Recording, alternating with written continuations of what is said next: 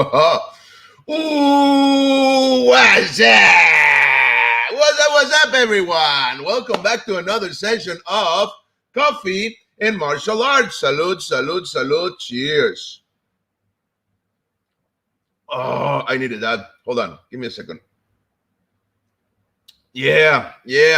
And today we have, as usual, a great show. Yes. And I say as usual because I'm always happy to welcome all these amazing guests that I get to have and to interview. You know, this is the best part of my day. This Coffee and Martial Arts, basically, it started as a monologue, you know, me drinking coffee and talking, but then it became something so cool because I get to interview a lot of amazing individuals, martial artists that share the stories, and I get to learn a lot, and I get to share, you know, and show appreciation to all of those individuals that, you know, have put up their work and have a lot to share. And today is no exception. Yes, sir. But before I go into introducing my amazing guest, let me just say that we are going live. Yes, sir. Hold on a second. Here we go. We are going live through our Facebook page, Master Frank Soto Kinetic Dragon. Please go into the page, like or follow us. That really helps us. It doesn't cost you anything, and it helps us a lot to keep on promoting all of this, okay? So we're going live through Facebook, and also we go live through another Facebook page, the Internacional Hall of Fame with a C. You can see it right there at the bottom, Internacional Hall of Fame, okay? That's the Hall of Fame of Argentina. That's their fan page. They're an amazing group of martial artists that are doing a great job, and they're also sharing and publishing their magazine every month. This is last month's issue, the one of April, but they're the only ones that do it down in Argentina on paper, still doing their magazine on paper, which is quite a task. Okay, and we're also going live through our YouTube channel. Please go into YouTube, look for the Kinetic Dragon. Okay, it's right there in the bottom as well. Look for the Kinetic Dragon and follow us, subscribe into the channel, please, and click on the bell if you want to get a notification every time we go live. Okay, so like and share our videos, please. This is really important, and it really helps us a lot, okay? And may I remind you that we are going live every Tuesday, Thursday, and Friday through Coffee and Martial Arts, okay? Every Tuesday, Thursday, and Friday. Yes, sir. So please leave a comment or ask a question, okay? So let me talk about today's guest, okay? This is a very good martial artist and a very prepared individual. He's been studying, training, working. He's been he had his time in competition as well. He's also active in teaching, and he's one of the most important promoters of jiu-jitsu down in Mexico.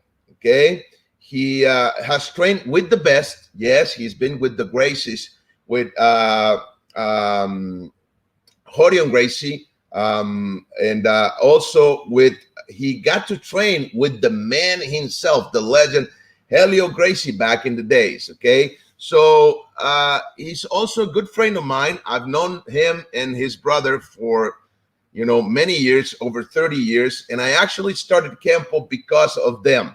Actually, because of him. He was the one that took me into Kempo Academy, and I fell in love with Kempo, and I started training that art. So Guillermo Salas, it's also very active as commentator. He's also, you know, talks about, it's in Fox Sport, in the Latin version of Fox Sport here in Mexico, and he shares all his knowledge about the MMA. He's always there. So let's bring him in and let him talk about his trajectory in the art. So let's all welcome my good friend and sensei, Guillermo Salas. Hi, Frank. How are you? Thank you very much for this intro. Hi to all your followers in your different fan pages, Kinetic Dragon, International Hall of Fame. Thanks for the opportunity. And also I want to tell you publicly the coffee cup. Thank you very much. I'm ready drinking with you, and congratulations because of this space that you have created. Like you said, I've been following you since last year, that you started even with your wife, just a cup of coffee, talking about all martial arts styles and everything, and look what it has come through. So congratulations, and thank you for having me here, and let's start the show however you want. Okay, well, thank you very much. Thank you for being here. I'm just very happy to have you here. You and your brother are, I think the world of both of you, and you are amazing martial artists. So I'm very happy to, share your story to, here with the people that are watching us. So I always start the show by asking, my guest, if you could share briefly, just, I know it will take more than an hour to share the whole story in martial arts, of course, but just briefly, if you can share, how is it that you started, a little bit about your process in the art and how you got to where you are now. So for the ones that don't have the honor and pleasure of knowing you, they can know more about you, please. Thank you. Well, as a regular kid, I've been involved and fascinated by martial arts like since I can remember, like samurais, ninja, all those stuffs come to my mind as very early. I love to play being a martial artist with my brother or with my cousins and everything. But around 8 or 10 years old, I remember a cousin of us was taking a taekwondo classes, and he shared with us an experience where he was an assaulted by a larger opponent or attacker, and he said with a frontal kick, they resolved the problem. So about that time, I say, hey, I want to learn that. So my mom took us, my brother and myself, to our regular academy with Professor Rafael Sosa, a pioneer in Hermosillo, Sonora, where we are from, to our very first class. So we were excited about it, all the fancy techniques, the self-defense. We were just in love in martial arts because we love the art. I mean, since I can remember, I'm passionate about all this lifestyle also, not only the techniques. For a profound resonance, I like the lifestyle, how the samurais or how they will prepare on the mystical part. And right. When we go to secondary school, we were victims of bullies. My brother and myself, we were victims of bullies or bully victims from not really as a physical part like you see today, but we were a lot of, trash talk, a lot of bad moments, humiliation. We were humiliated because we were so thin, no physical strength, blah, blah, blah. Right. So the martial art became part of our life to compensate that. And when we get into high school, getting older and learning more about different martial arts, not only Korean style, but about that time we didn't have that much ability to see in movies or cable TV different systems of martial arts. So about that time, Steven Seagal came with Above the Law when he interpreted Nico. So for some reason, I get connected to that style because even though we were very thin and I knew already to kick and punch, I was not feeling stronger enough to really, face a bigger or an opponent that it could be stronger than me. And my brother and myself are a passive people regarding to aggressiveness. So he inspired me to learn different things By the time I also learned about Kempo, Filipino, I was very involved in Black Belt magazine, Kung Fu Inside or Inside Kung Fu, all those magazines that I'm sure everybody has them had them in some form. So in that part, uh, I learned to learn all of them.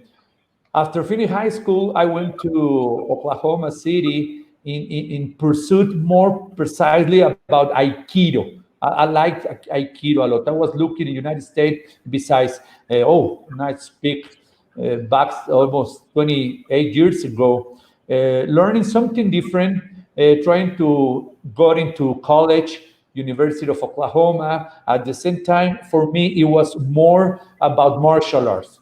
I enrolled to Academy of Hapkido because there was no Aikido with the Kim's family, which is the combination of Aikido with Taekwondo. So as soon as I see Koregaechi or projection of people flying around, for me it was enough because I felt amazing to project people and takedowns with not using too much force. And after that, I moved to Arizona when I get connected with Kempo, as you said, and you inspired me to because you were one we interchanged as a student and teacher, both of us, with Kempo and Maestro Vélez in Arizona, learned a lot. I knew that I need to learn different styles to be a complete martial artist. I was 21, less, maybe 20, but my feeling was an open system. I was not married with one, system, even though I follow it. And just to make the story short, that's when I got to jiu-jitsu. Following these steps and looking for this, when I was in Arizona, we have our instructor and sensei, Charlie Brown, we practice jiu-jitsu, Japanese jiu-jitsu. We come from Abujutsu, Ryu Jiu-Jitsu, and that's when we learn it there from a formal practice. We got our black belts there all to Nidan, Shodan Nidan, and our instructors about that time UFC came out. We didn't learn yet the difference between Japanese Jiu-Jitsu and Brazilian Jiu-Jitsu, but everybody was talking about the Gracie family.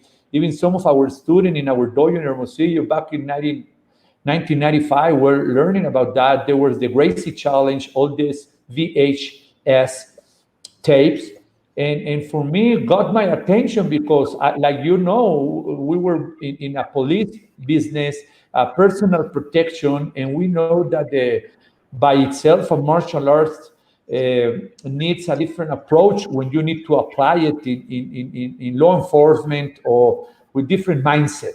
So for me, it was interesting that my own instructors told us, hey, you need to learn these styles to be more complete fighter, complete in a professional, not only as a martial art academy. So that's what I got into the martial art with the Gracies, to start again.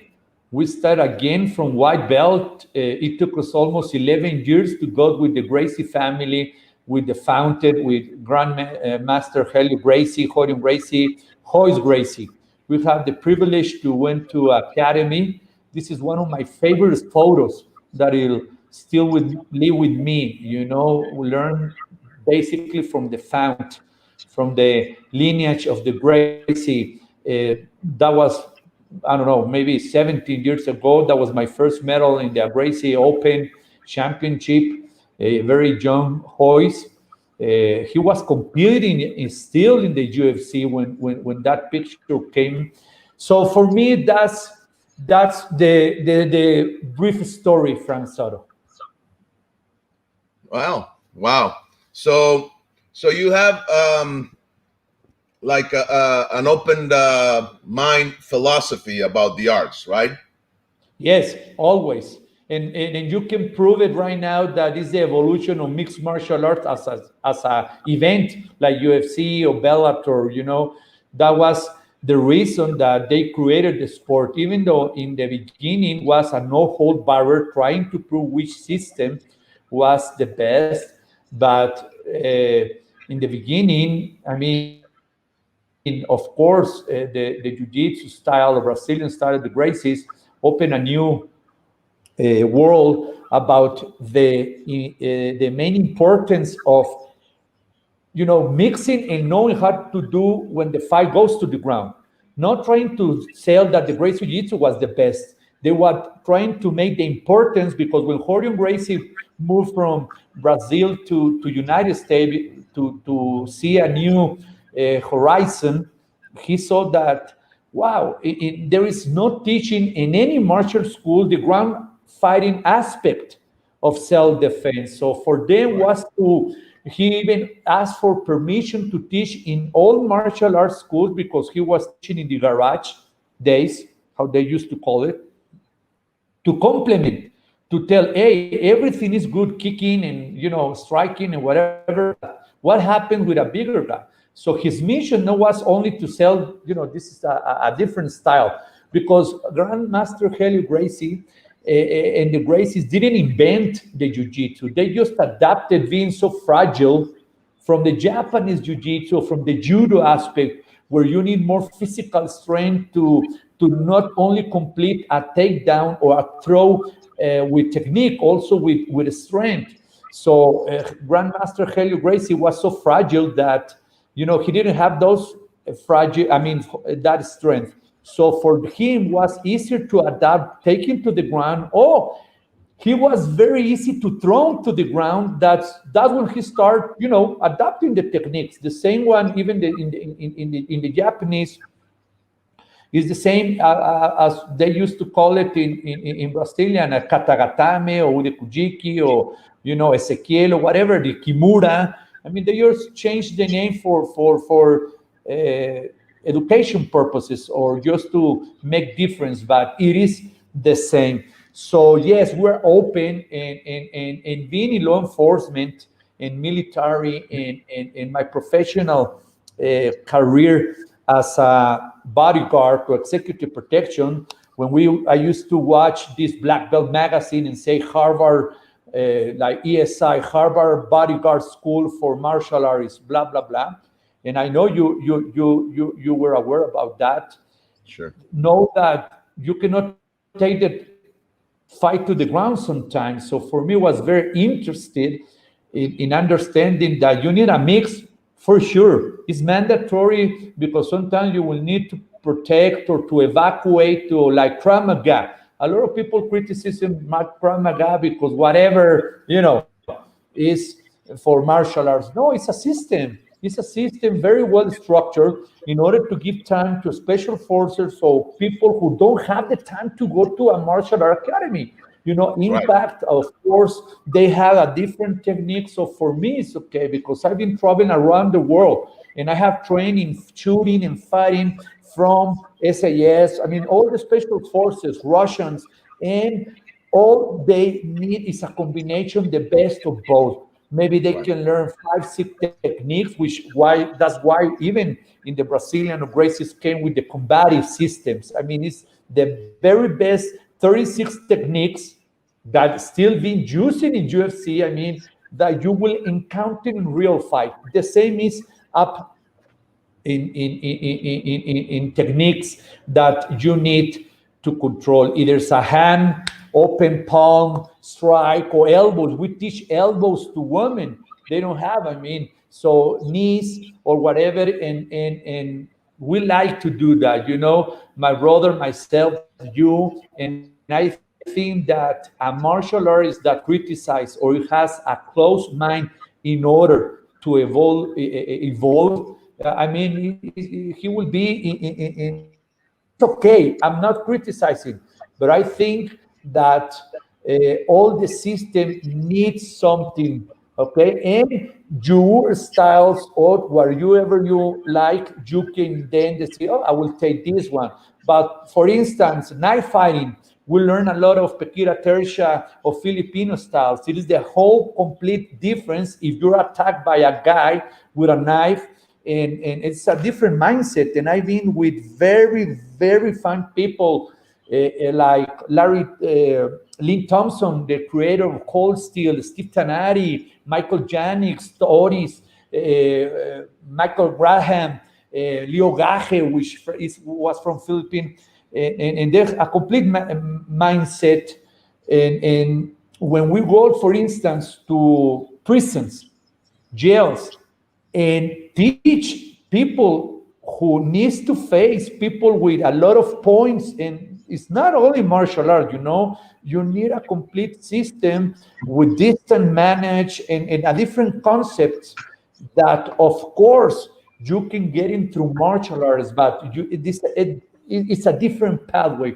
But yes, Master Frank Soto, I'm an open-minded martial artist. I think that will give us and keep us always in the equilibrium with whatever is happening. And also, you said it, for me as a commentator of UFC in Fox Sports, being involved for more than 30 years, we need to teach the audience the difference between Muay Thai or kickboxing. And we just saw last Saturday a spectacular knockout with an elbow from Prohaska versus Dominic Reyes. And even Dominic Reyes took the fight to the ground, almost got a guillotine.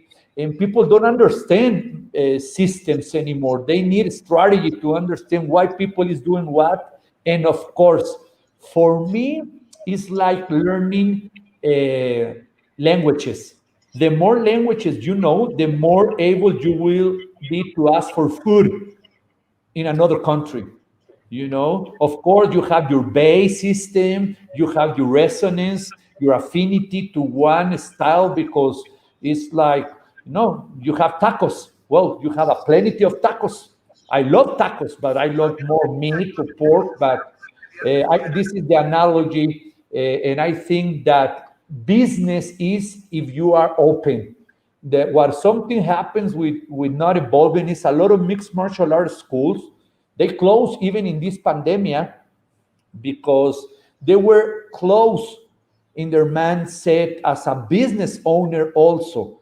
So I think it is important to be professional, because exactly what I'm saying, Master Frank, has gone to the other side, meaning fake instructors, meaning, professor who only knows one or two techniques and they embrace themselves as a formal professionals, and that's hurting.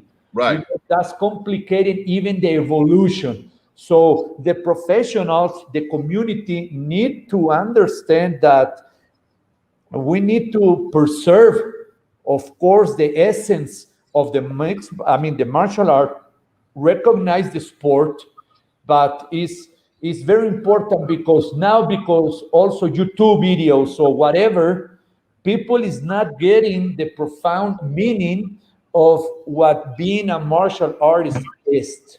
Right.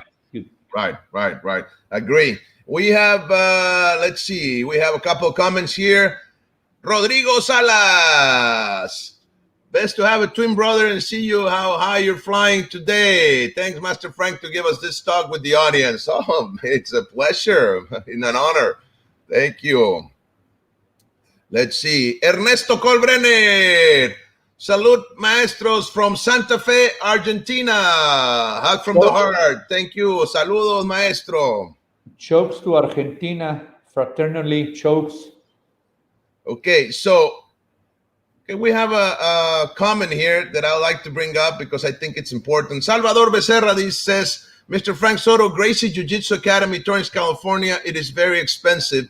Before I pass the voice to you, I got to say, let me just say, yes, I bet it is, because they are the best. And that's what happens when you go to the best and the best facilities. I mean, just the building. Can you imagine how much they pay to have a building like that? I wish I would have a place like that. And yes, but there are also levels, and there's also the Gracie University online. There's a lot of stuff and alternatives for you. But yes, and this has to do with what Mr. Salas was talking about, being prepared, being a professional, study. And also you got to study and you got to pay for your studies and you got to invest. And then, of course, you're going to charge a little bit extra, a little bit more, right? Yes, Master Frank, and thank you, Salvador, for the question. And this is part of the evolution. Cheap things uh, doesn't make us grow. Let me explain why. Look, it's expensive not because only the facilities, because the trajectory, the methodology, the structure they teach you and save you time. Of course, the environment of jiu-jitsu per se has been expensive since its originate. Why originates?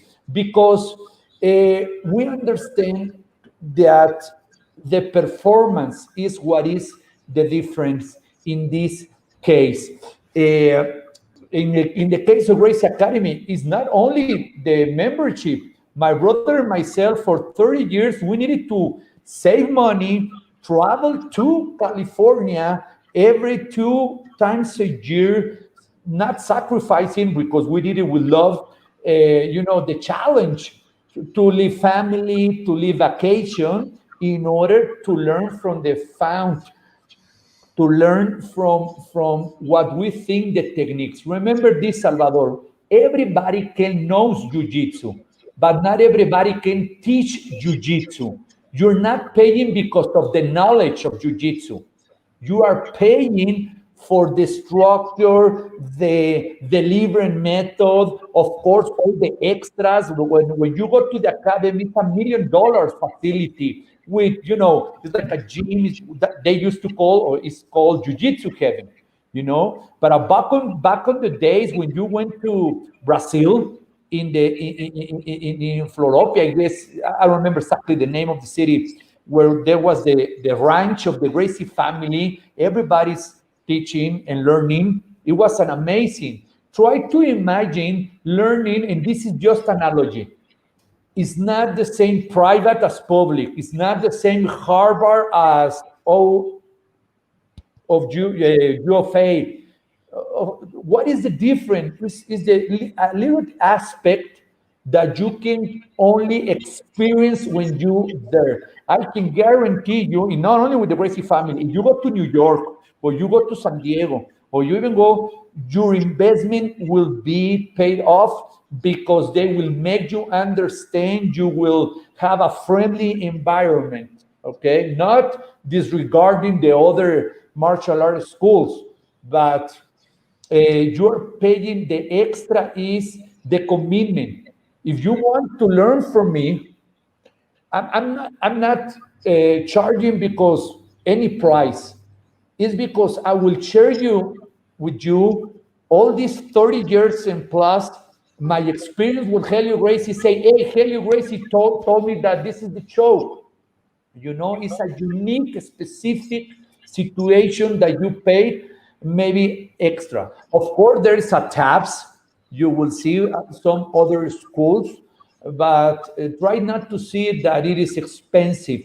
Try to understand a hotel too. There is a 3-star hotels and there is a 5-star hotels. Right. When you Right. go to both, you will experience the difference. But in this case, jiu-jitsu is like a chess game. It's not only learning a technique. There is a universe about the strategy or different angles. There is no guarantee that you learn from a world championship. There's a lot of world championships or champions fighters that I will not even pay $5 to teach me because they are fighters, so they are competitors. They don't have the structure to teach a kinetic guy, emotional guy, in order to help them achieve their goal in a better way. So this is why they moved to Gracie University, or the best school has the best teacher, no, actually the best competitors. So it's a mix, but yes, it's expensive. And it's not only one of the most expensive. There are another academy expensive. But let me tell you something. The reason that jiu-jitsu and all this kind of school has survived is because it's not cheap like other academies that are corrupted from teachers that don't want to follow the correct path. And that's exactly what I was saying, that people you can get the classes for $50. I bet you, and you will probably learn Americana or a choke. But behind that, there will not be the essence of a path to do that. So it's also a protection of the continuity of the system. And also, I guess if you see it as an expense, well, it's going to be expensive. But if you see it as an investment, then it's a different story. You are investing in your education. You are investing in your future, right? So that's right, Frank. For instance, we were training with the Gracies for more than 20 years. And they have the Gracie University. Those $200 also give you membership for the online classes, the Zoom classes. Also, there is a price for all days. Schedule in the morning or in the afternoon. It's not only 200. It has a complete package of what you get for those 200. But yeah, go and do your research.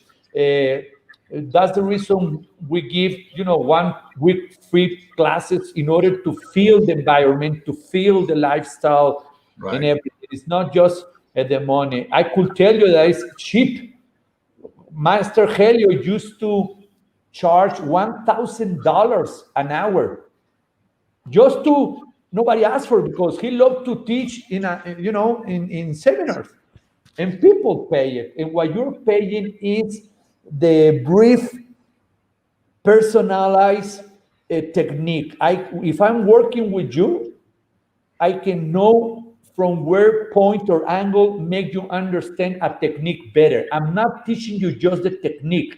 I'm teaching you how to comprehend the technique in order to adapt to you.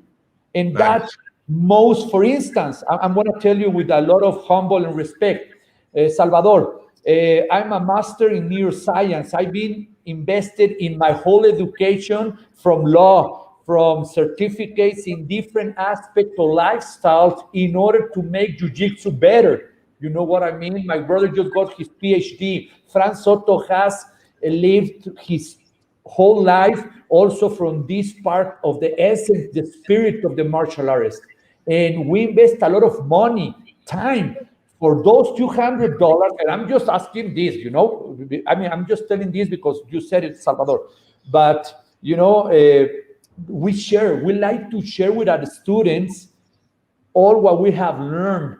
A good teacher invests in his own path of education, not only jiu-jitsu. We not only teach jiu-jitsu or practice jiu-jitsu. That's part of our life. Frank Soto has this section in this program where they're talking about law or they're talking about different aspects. Well, a good teacher, and when you pay those extra bucks, you are getting that. Sometimes we have philosophy class, so it's like a family. You invest in a family or resonance of lifestyle. Right. And also, okay, before I go to the next question, we have a couple of comments here. Master Jerry Arrechea. Saludos, Master Soto y Master Salas. Salud, my friend. To Jerry Arrechea, un fuerte abrazo. Thank you for watching us. Incredible professor. Master Juan Martín Álvarez, saludos maestros desde Argentina, un honor verlos. Saludos, Master, un abrazo. Okay, I wanted to ask, actually, now that you have mentioned that and let me just share this again. Yes, this. Okay, can you share something, Guillermo Sensei, something that you got from interacting with such an amazing man, and that's what we're talking about here, right? So could you share, a brief story or something that happened there? Well, in that picture, you will see that he's holding my hands, my wrist, and telling me where he puts the elbows in order to the opponent or a bigger guy doesn't go up to your chest, or what he used to call the secret elbow. So he was not a strong person. So he teaches how to hide your elbow close to your chest, to your hips, in order to avoid being control yourself, in order the secret of jiu-jitsu. His son Hickson Gracie called that invisible jiu-jitsu, because sometimes you just see, the technique and everything. But in that class, that picture, he was telling the class, myself, where to put and hide my elbows. And when I teach a seminar, or when I roll with spar with a lot of professionals, or even advanced practitioners of jiu-jitsu, they tell me, hey, Salas, or Maestro Salas, or Memo, they call him a different way. It's amazing to feel that I cannot control you, because always your elbow is bothering me, my control. So that what is happening in that class.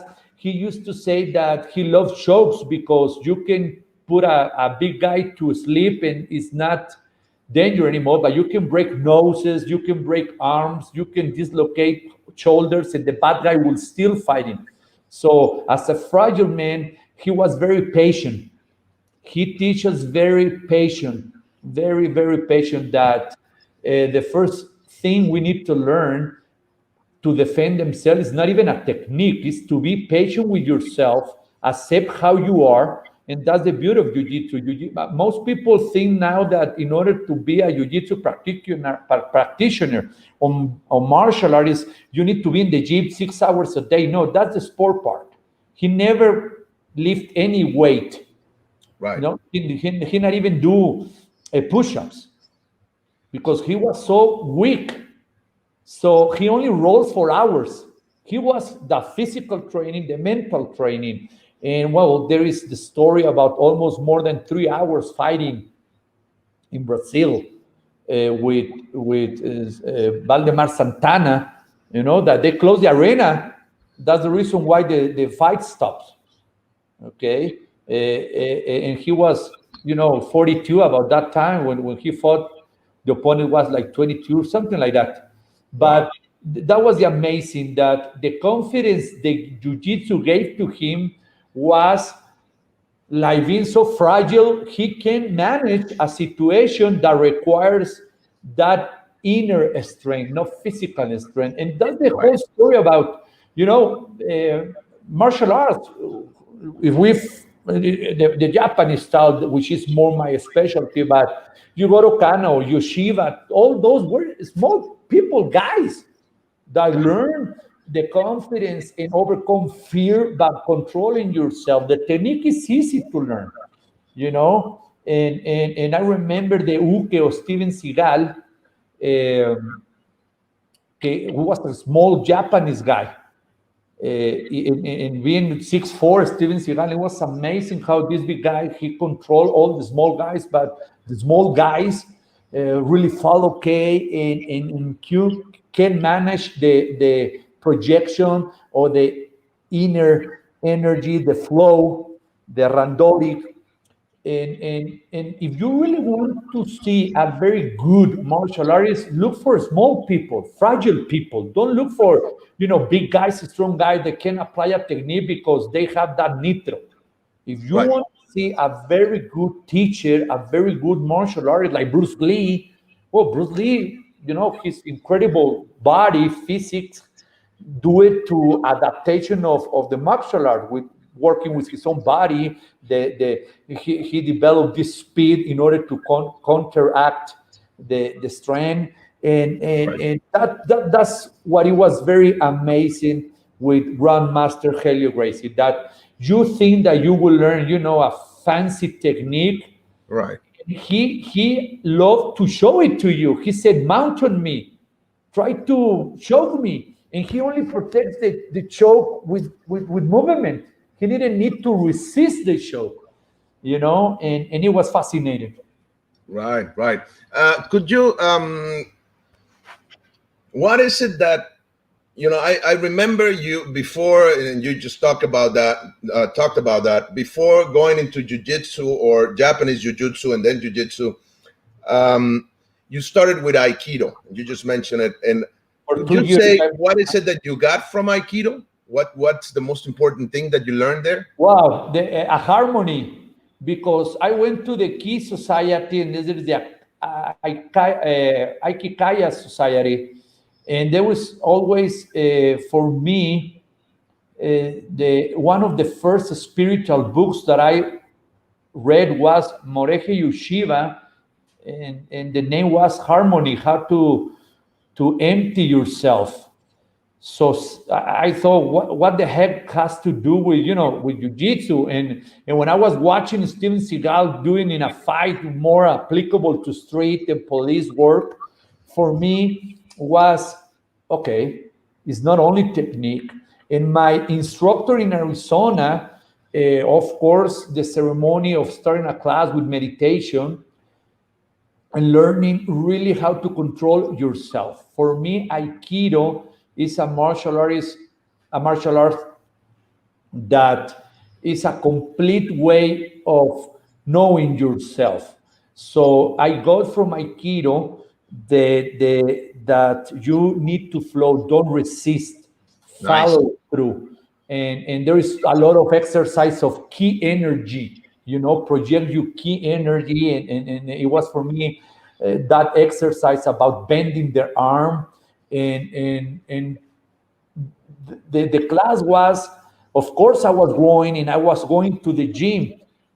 And that's when I connect with that part of jiu-jitsu. I mean, well, from yeshiva.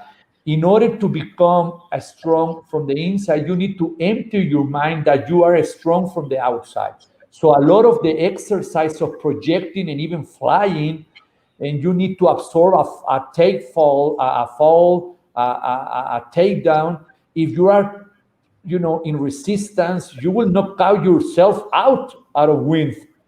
So you need to flow in order to absorb a break fall. So that's what I got from Aikido. This universe from the inside for me was asking, who am I? How they change or separate from judo? What took what?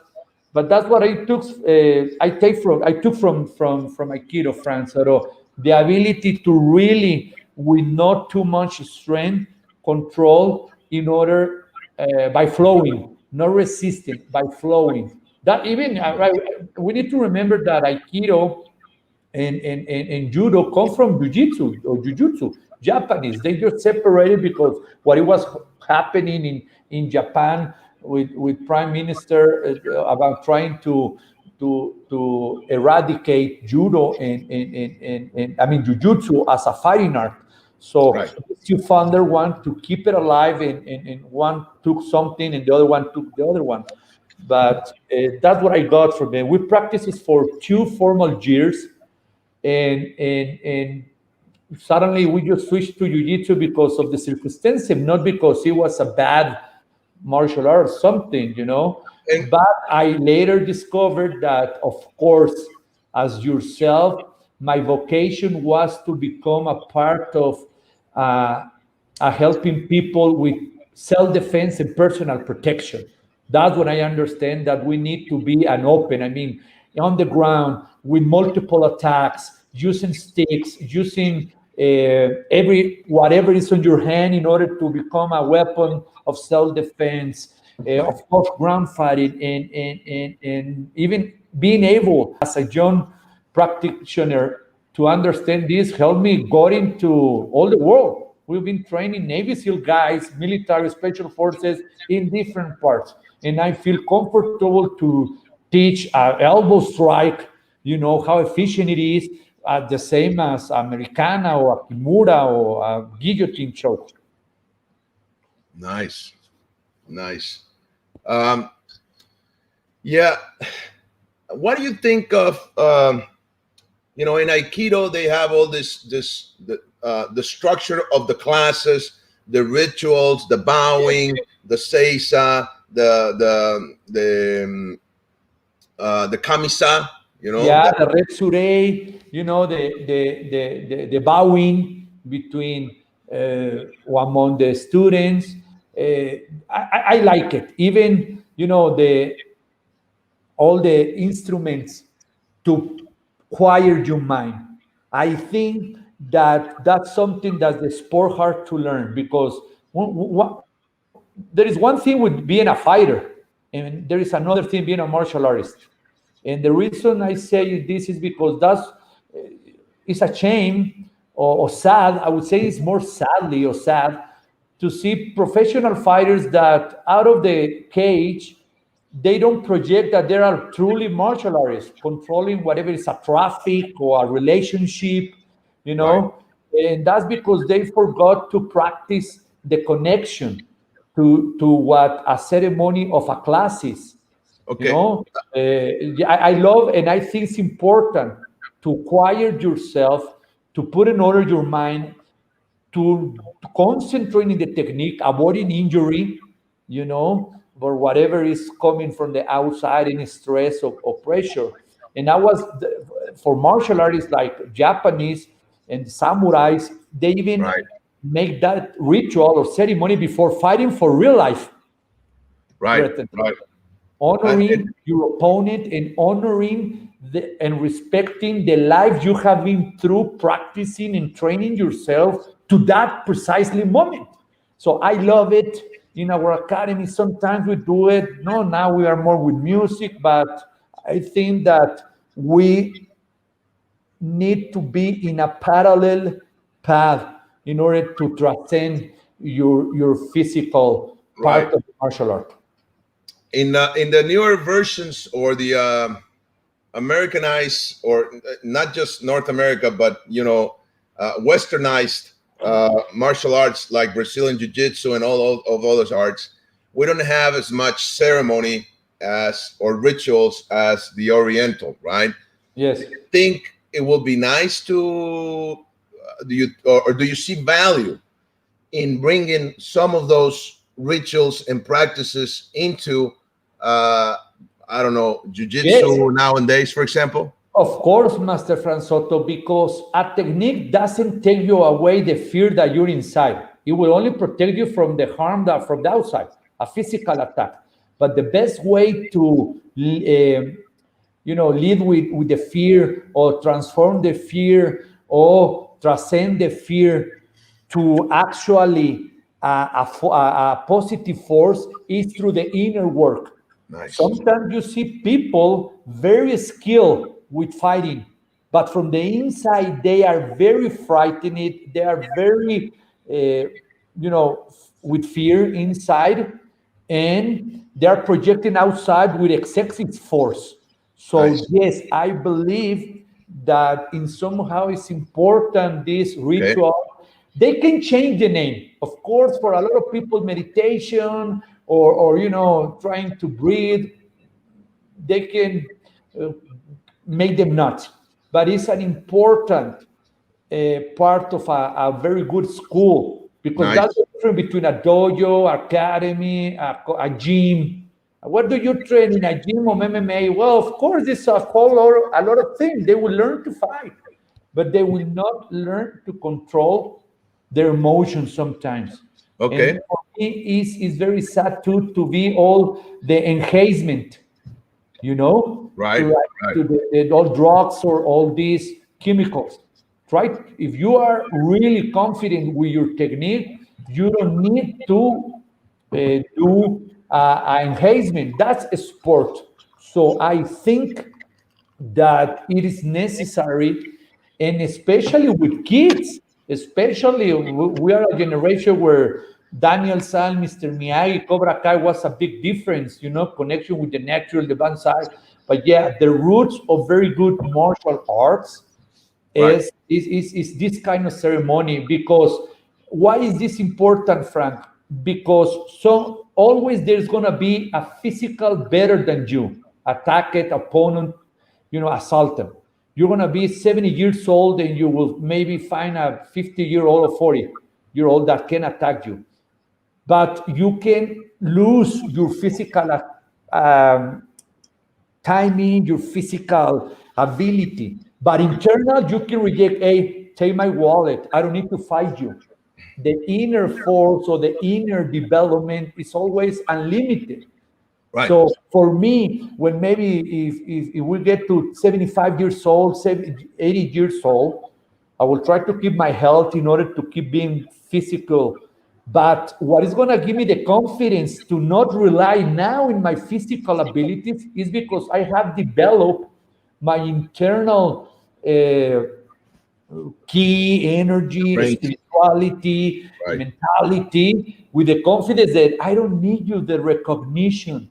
Okay, I will be more intelligible to recognize that a 25 years old guy can break me in half just even I've been practicing 50 years. Yeah, they can harm me physically. I Right. need to understand that balance. If not, my whole life through martial arts fell in at not giving me the internal health to say, hey, he's better than me. Of course he's better than me. Nice. Internal is a whole different story. Nice, nice. Well, and that brings me to the next question. I know you have had a quite an impressive competitor in jiu-jitsu, and so let's see. Let's just share some of the photos here. For example, we have this one. Yeah, Uh, that's my first third place world championship in no gi. In that, nice, at the same time, Benson Henderson was competing. He got third place too, different division though. But that was my first, and then my second one was in 1990. I mean 2090, 19, 2 years ago. No, oh no, that's correct. 27. 2 years ago, it was at the nationals. No, that's correct. 27. This is Europe award. This is how I won with this triangle. nice, The nice. open So in I wanted to ask. I wanted to ask. Now that you have mentioned that emotional part, fear, and all that, in competition, when you're going to go to compete, you got this fear, no, that feeling, that emotion that's coming to you. How do you handle that so you can get a good result out in competition?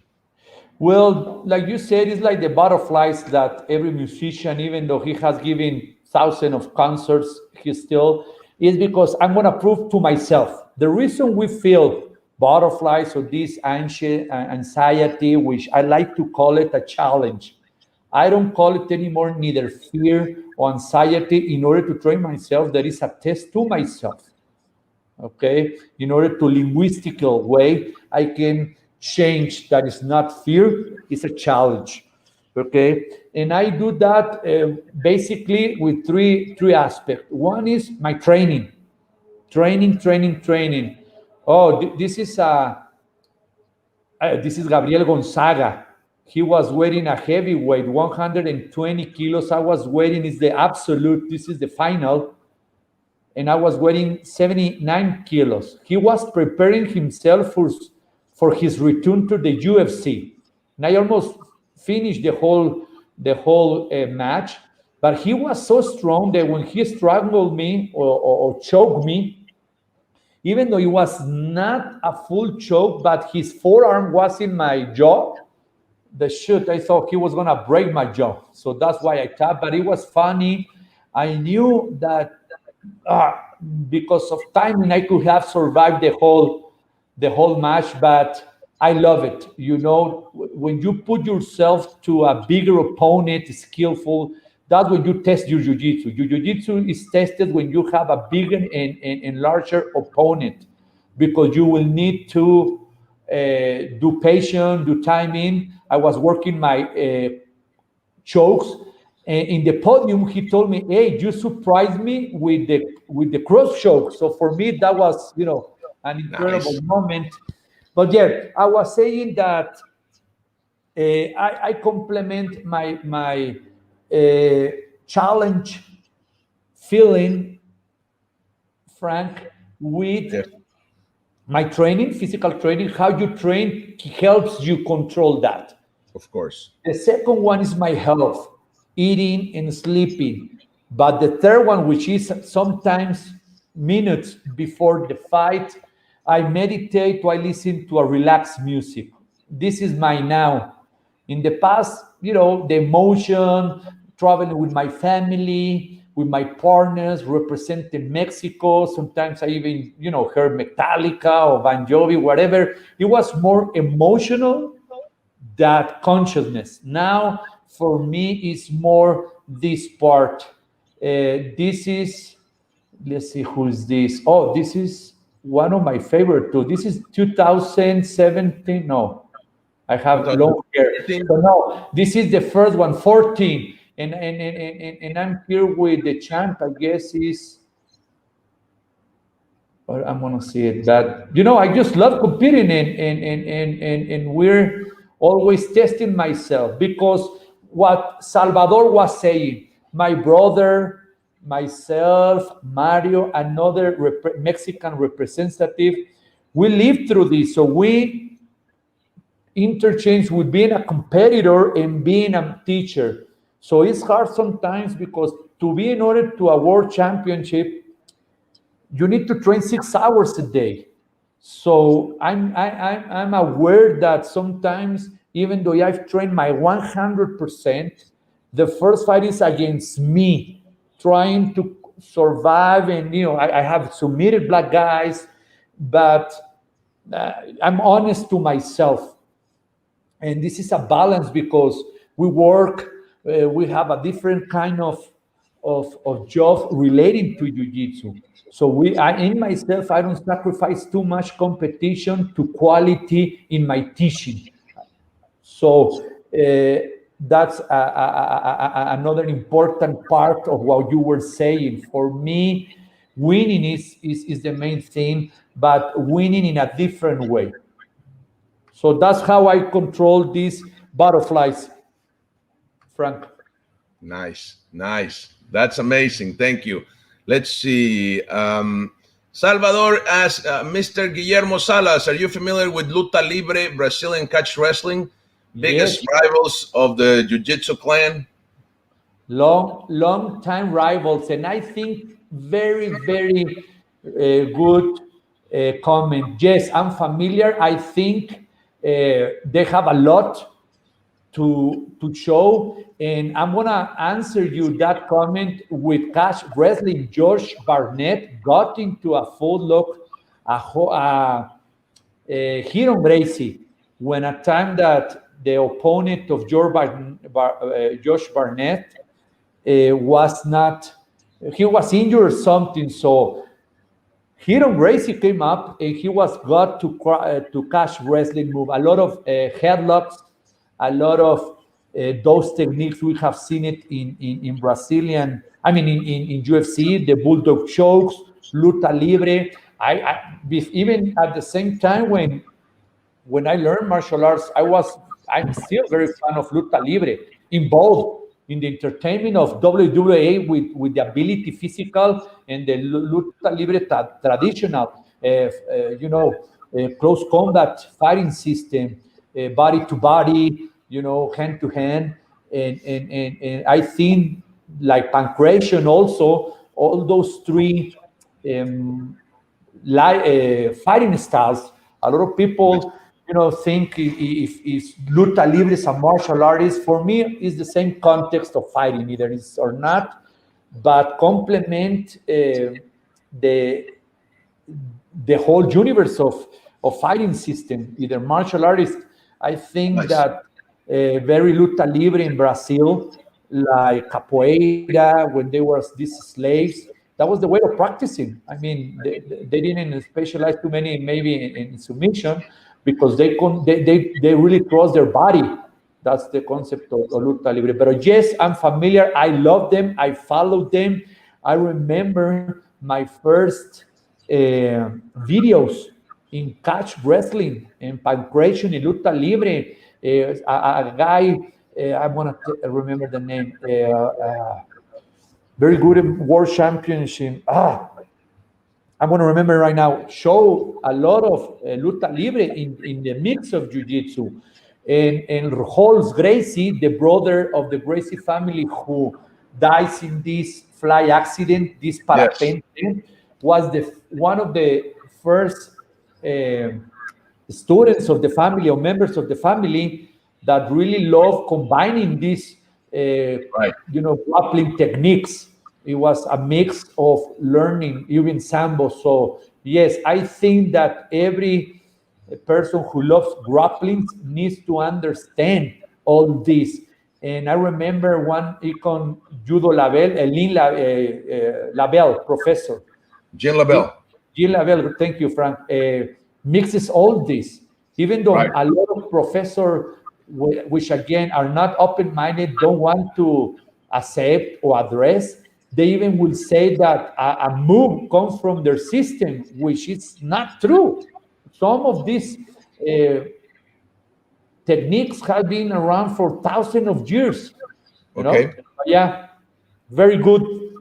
I love to wrestler with these styles. They teach us angles that because of rules we don't address too much in classes, but they give you an opening for real street fight. Okay. So we ran out of time. So before we go, we have one comment here. Omar Andres Arriaga says, magnificent this space. Thank you very much, teachers. Thank you, Omar. Saludos. I just wanted to say before we go, if somebody wants to contact you, Guillermo, what's your social media? Well, my Guillermo Salas Tonela. This is how you find me in Facebook. Other medias is Salas JiuJtsu, at Salas JiuJtsu, Instagram, Twitter, and YouTube. Only my full name is in Facebook. I love to share recently a couple of years because of my path to my awareness development consciousness path. I share a lot of this what we were talking today, this inner development regarding Nice. emotion and skill. At the end, we were saying, Fran Soto, is soft skills. You go to the business schools and they teach you soft skill. What is a soft skill? Inner skill is what martial arts should learn first. So, I mean, they changed the name, but the essence is the same one. But yes, thank you. I don't know if there's something else, Frank. Congratulate you for this space that you open to the martial arts community. I've been following most of your invited guests. Thank you. And we learn everything every time that you have this space. Thank you very much, and we'll hope to see you soon. Well, thank you, my friend, and thanks everybody that watched this. This was amazing. Thank you for sharing, Sensei. Well, let's keep the success going, my friend. Thank you very much. Hi to your followers, shows. Okay, well, thank you, everybody. Remember, tomorrow we have our Coffee and Martial Arts with our collaborator, Sensei Axel Cardenas, with his section, Budo no Seishin. And on Saturdays, we go live with the Open Mat Talks. Okay, so see you guys there. Take care. Thank you, and have an amazing day. Bye-bye.